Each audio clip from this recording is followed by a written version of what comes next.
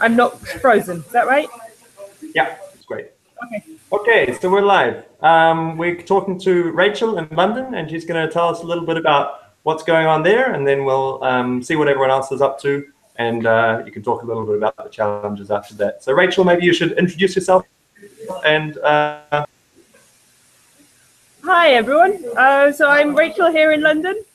I've been one of the helpers, and let's introduce you to everyone here.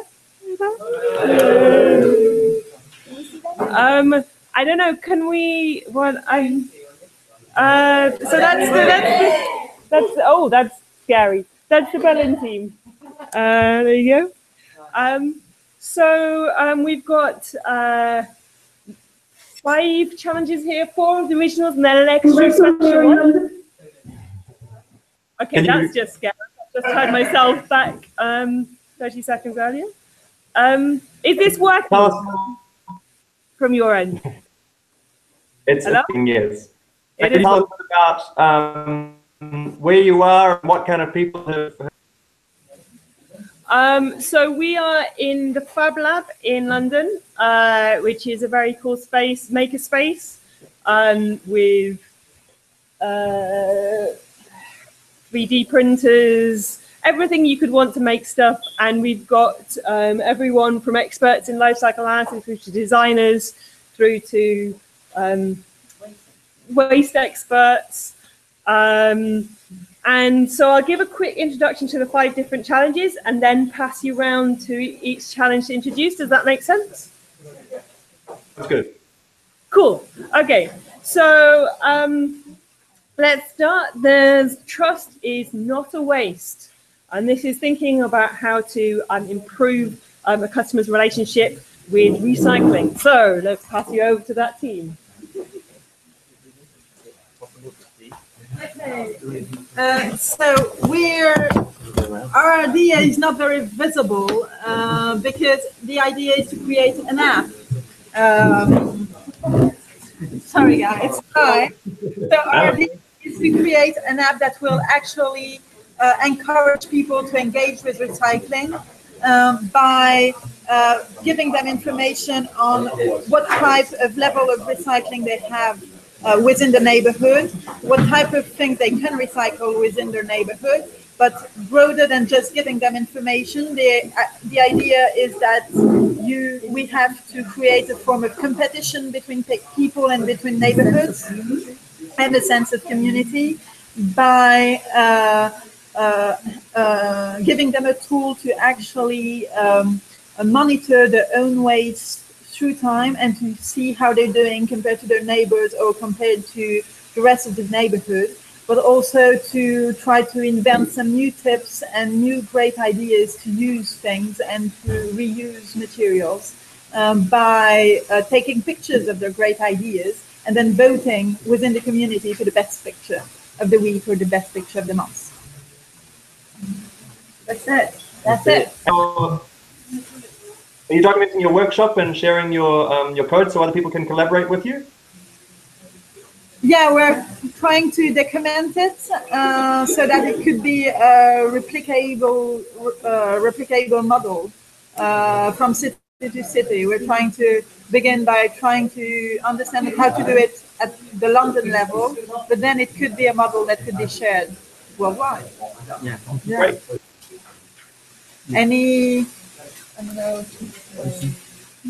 Anything else? Anything else? Questions, ideas? Well, one of the main things we're talking about during this is applying the open source methodology to the circular economy. What do you see as the potential for that approach? Way of dealing with the circular economy? I think the idea is first to get people to recycle more, and then to see the whole, closed loop. So make a bigger connection with recycling and recycle products. So that's why we have this element of posting pictures of recycled products, reuse materials, how they are doing this, closing the loop. So hopefully this will encourage them to recycle more, understand why they have to separate the material. I think one thing we would say is that we did a brainstorm before we spoke to the challenge setters, and a lot of our ideas were on the prevention side, so limiting that waste in the first place. But I think the challenge setter was quite keen on having created that waste, what are some potential solutions to increase that recycling? So that's what we're tackling specifically, which might be less circular economy than the initial approach. Yeah, also building the community and with the sense of competition, maybe monitoring at the local level, as we said, by neighborhoods, the amount of waste that is generated, and then giving rewards to the base neighborhoods. You know, you kind of map them, and every month you can, for example, send out vouchers to or email vouchers to the base neighborhoods in terms of like percentage of recycling and this kind of things. And hopefully the idea is to connect with Suez later and potentially get some ideas about some of the intricacies in contracting that might help us with nailing out some of our ideas about how it works on the kind of council level. But we'll see if we can get that. Okay, wonderful. Well, best of luck for the rest of your workshop, and thank you very much for sharing. Thank you. Thanks. So, shall we move on to the next of our exciting projects, which is it's all like, personally, I prefer to compare myself looking at how to make open energy life cycles. Oh, okay. So, Good. All right, yeah. pass you over. People who had long quotations. Familiar face. Tristan, hey! Nice to see you, man. Yeah, Chris. Yeah. So You're part of this team, aren't you? it's a Sam and Lars. So what are you guys doing? Okay, so we've been looking at the embodied energy of the EMON Pi, the Open Hardware Energy Monitor, but also just the implications of that for open hardware electronics in general. So we've been looking at the manufacturing energy use. We've put together some sort of initial, just come through, some initial sort of estimates of the embodied energy for the manufacturing.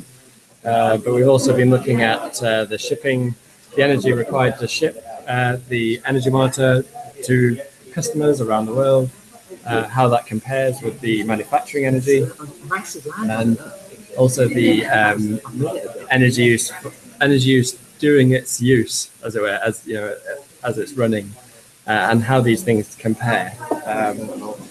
And then how we could make that information, useful for other people to, use that when they're designing their own open hardware products, I guess. Have there been any important kind of lessons learned that you'll be keen to share with other people in terms of things, big surprises or things that you weren't expecting? Well, there's a couple of things. So the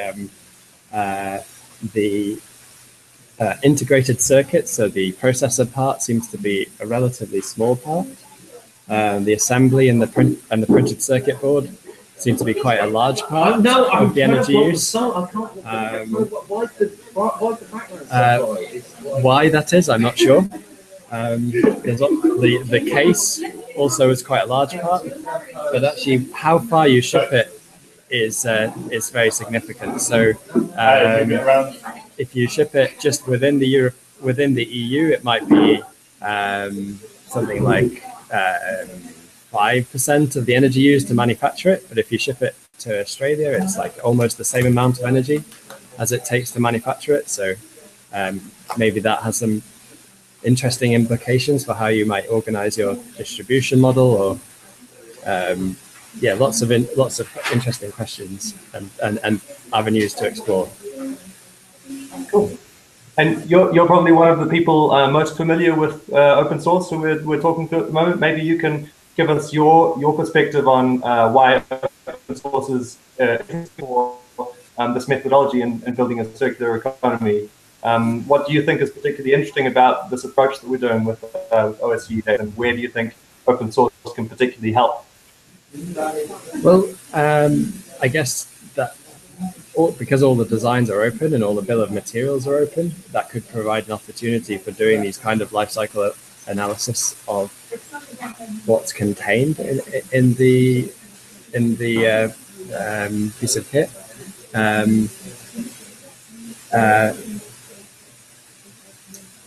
I think just getting that understanding that, let's say when it comes to reuse or recycling, at the moment with existing closed source products, you might not be able to get access to the bill of materials or the designs, or how do you disassemble it? Maybe that's a benefit of it being open hardware. It seems that it could really bring a significant benefits to the circular economy if all of this stuff is open and we have greater access to, from the design of the hardware to the data set for the embodied energy, and if all of these things are more greatly shared, we might be able to get a little bit further with this, I think. Thanks, Tristan. Great. Cool to do this. Cheers. Looking forward to seeing the results online. Maybe I overheard, are you using the OpenLCA software for it? We've had a look at the open. What are you using for the life cycle assessment? Well, we're using a European data set for it. But we had a look at the OpenLCA earlier. Someone came in who's an expert in life cycle assessment. Yeah. But the data set. Yeah, great. Cheers. Sorry, that was violent for you. So now on to the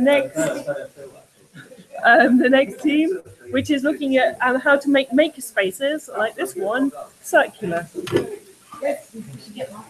Hello. Hello. How are you? Yeah. Hey, nice to see. How are you? Hey, hello. Nice to see you again. Yes, good. So we've been. So what have you been doing in your challenge? What's it all about?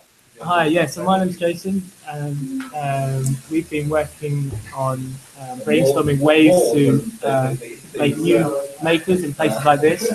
Consider the materials they're using and the processes they're using, and in a more circular way. So one idea is to have a prototype, which is a place to share information on like processes that have gone wrong before and things that I've learned. It's also a place for a lookup of materials and the impact of, say, MDF against plywood. We had long conversations with Martin, who is here in FabLab London, so he gave us a lot of insights of what's actually happening. So making intangible stuff more visible. So we basically identified to have like these champions, so that communicate to the users or to the wider community on circular practices. It's not around at the moment now, but we're basically looking at tools that enable these makespace champions to pass in or share expertise and help people think through the design process. And how will you present them to people? Will they be kind of guidelines, or will that be how do you cash out to the users of the makerspace? Yeah, it's We're looking at a framework that can be shared, like Jason was describing, because his background is in web development coding. So it's finding an application that can be a very simple form that provides a framework with information and triggers certain circular thinking at each project phase. Asking the right questions at the right time. I mean, it's a tricky one because in maker spaces, quite often they just want to come in and get on with it. So we're looking for a way to get traction. Can you increase the sound? I think the first point of call is maybe ordering the materials. At that point, give more information about the materials they're buying and try and encourage them to ask the question about why using that material over the other. Like we've been looking at some databases of the Materials Library Network or the Makers Library. Do you have any other references possibly that already has this information online? Because there is also, if France is listening, I know that there have been some people in France also look at circularity. So if there's any information that can be shared, we're definitely gonna Dropbox information that we are collecting, but it would be really good to actually share what they've been coming up with as Great. well. Well, maybe we can start a conversation on the forum, on the OSCEdays community forum, and we can get you guys and information there so everybody can benefit. Breaking up sometimes, so it's, can you understand? Yeah, and I want to say, I was talking to the guys from REMS earlier, 2 hours ago, and they are spent the whole day creating this manual, how to set up a circular makerspace or hackerspace, and they are about to share this in the forum as well. So it's already an established ground there in the forum to have an ongoing discussion about this. Fantastic. Yep. I think they've already. Thank you very much for sharing your project. Cool. And we really look forward to seeing what happens with it. Yep, excellent. Cool. So on to the next one. And so the next one, we have making wearables circular. Hello. Hello. The battery is running low, but we're trying to survive here. Hello, I'm Gian Pietro. Nice to meet you. And I'm at the moment the only one remained in the group of wearables. So it's like it has been like a kind of a long journey today because we were only like 2-3 people. So we were thinking about it. At least at first we thought about it like doing a big prototype of the new and next famous circular and open source wearable. Probably the first one of the history, not the first one of the history, but it's fine. And unfortunately, our knowledge in prototyping, because nobody was coming from designing or engineering, was quite bad actually. So we decided more to think about like a more theoretical ideas of how to the wearables can be redefined in the circular and the open sources economy in the future, because it's actually one of the main problem of the parts. So it's like the risk here is that in 30 years we'll be submerged by like wearables only because people will forget for every 4 months to use it. So that's why we just came back on the problem and we analyzed all the problem related on the use of the wearables. And then we try to find the solution, especially on the design side. So the next step will be understanding the connection between customers and users and wearables, and see between like their customer journey for 1 or 2 or 3, even more probably, hopefully, customer journey. How can we be developed in a better circular economy? Do you know if anybody is using this, is trying to do this, or? Not that I know of, or not specifically, but it would be very.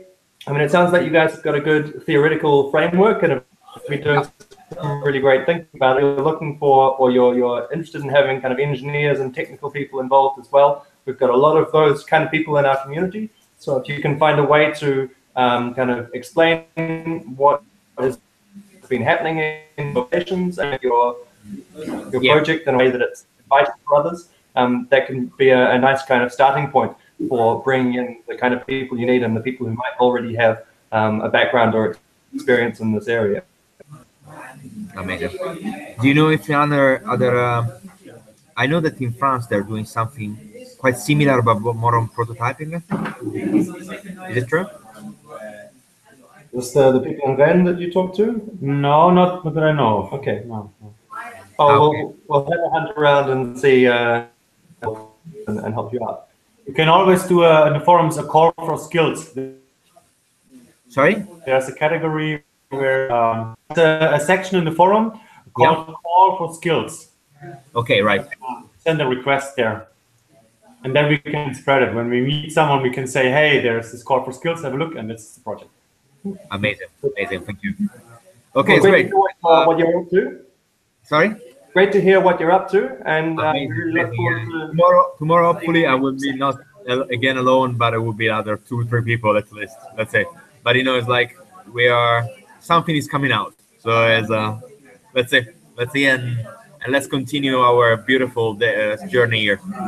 Bye. Take care. Thank you. Nice to talk to you. Nice to Hi, and now to the final project, which is looking at how to make cosmetics bottles more recyclable and circular. Sorry, I didn't do a very good introduction. They'll do a much better one.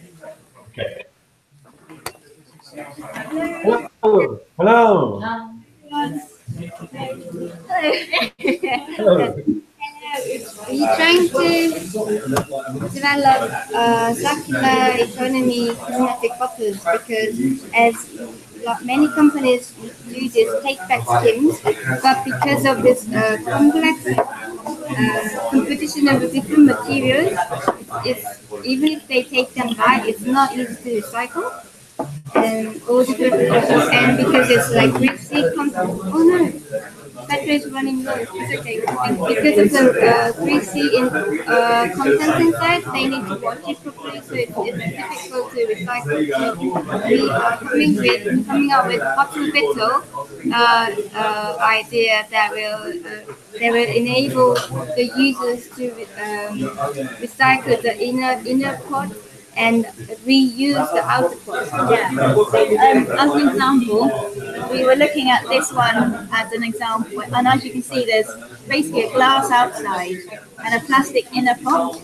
And our idea is to essentially make this piece inside easily removable and easily being able to clip back in.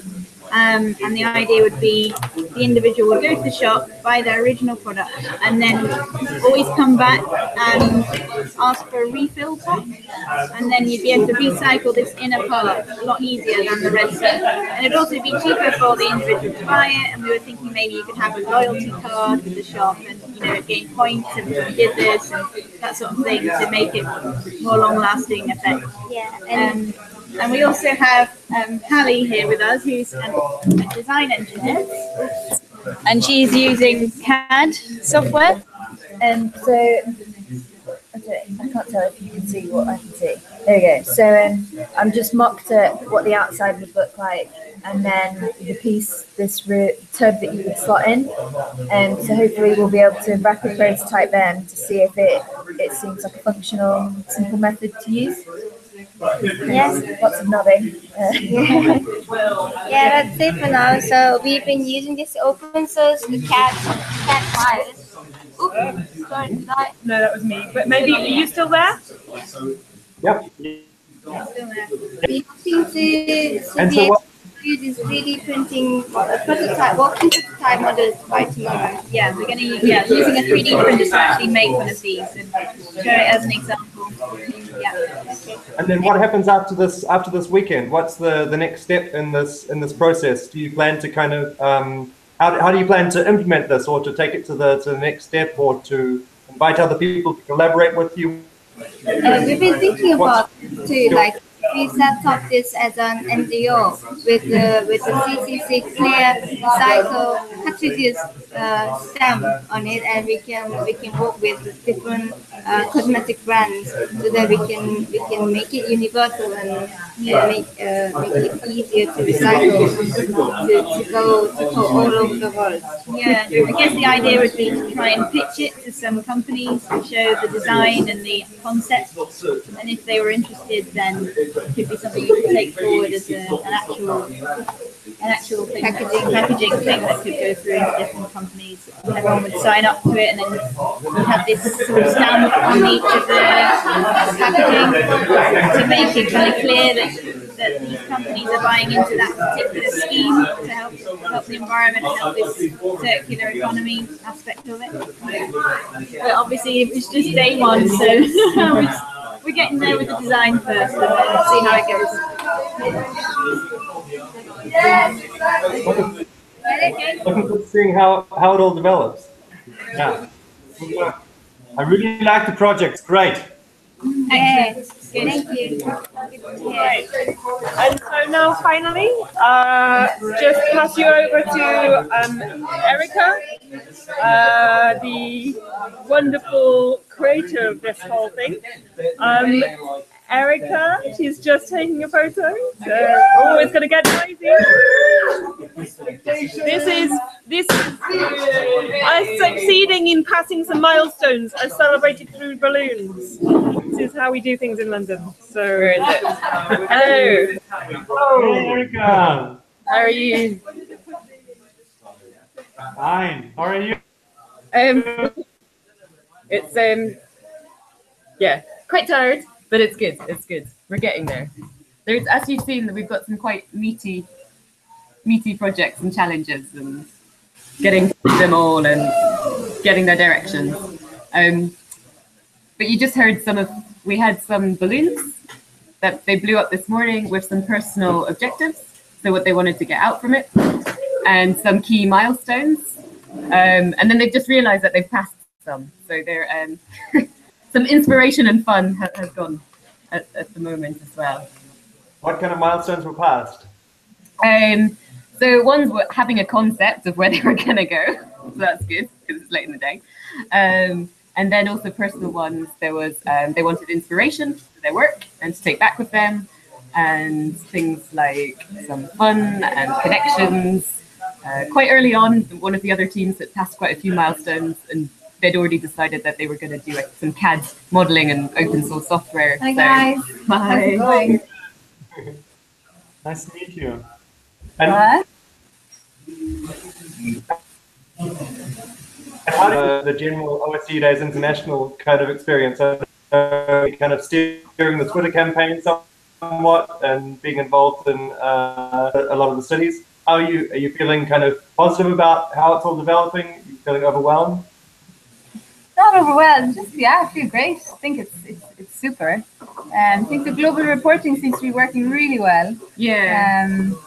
Yeah, I think like we've got some really nice small groups just kind of working away, and yeah, it's going really well. And I think it's that kind of thing that there's actually so much information and so much stuff going on that you're missing a lot, but because it's recorded, you can tap into it later. I went home last night and watched some amazing, some of the live reporting I'd missed, and I think was it Bergen with the children and things like that.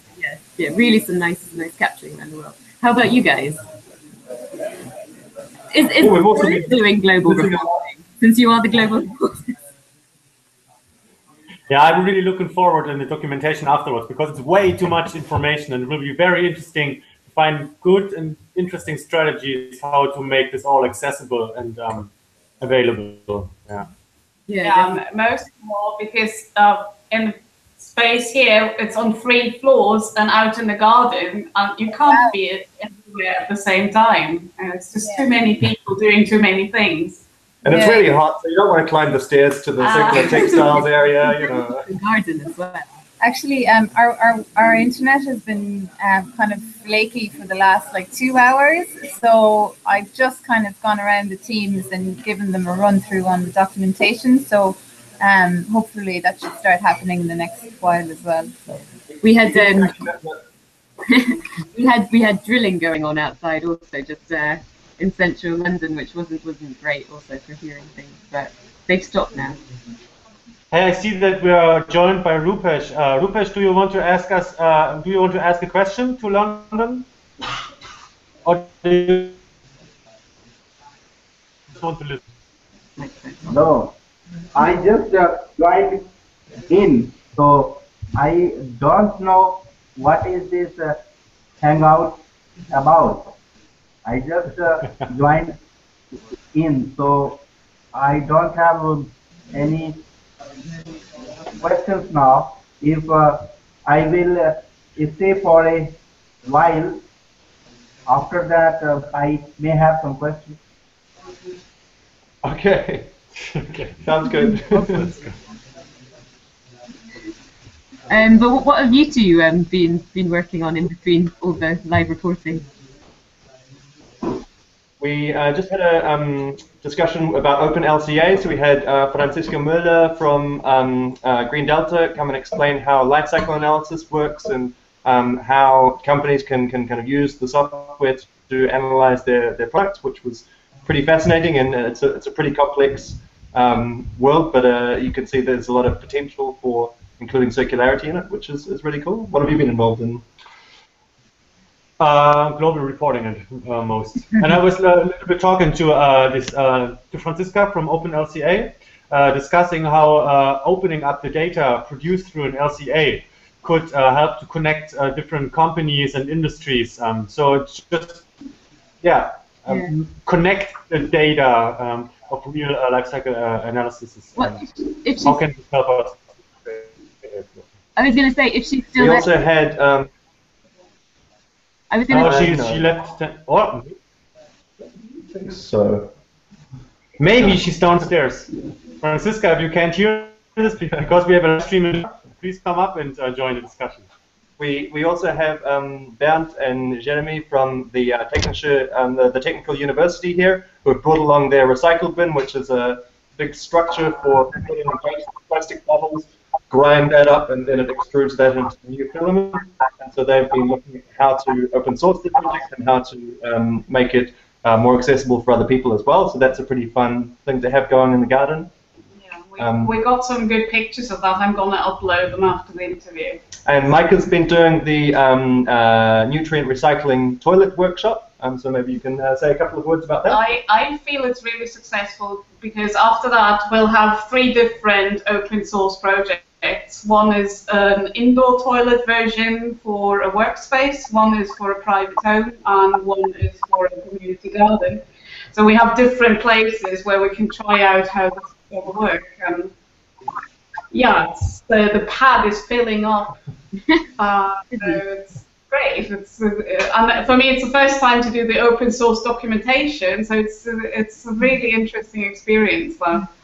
How are you finding the people in London are kind of getting to grips with the open source idea? Is it new for quite a lot of people, or are they kind of taking it on pretty quickly? I think it's definitely biased towards the circular economy side. So some of the projects are definitely kind of conflicting with, like for example, one of the ideas is looking at product service systems. So it's definitely a bit challenging, but like we're persevering. And what's next for you guys? Well, we've just had like a little rapid prototyping exercise where we gave people 5 minutes to make a prototype, and then they have to present it very briefly to kind of energize things a little bit, and that worked quite well. So really, I'm not sure what we're going to do now. I think it's really getting like the idea is a bit more solidified for the rest of the afternoon. Possibly some people want to do some 3D printing actually, so that would probably need to be set up tonight to be ready tomorrow and let it run overnight. One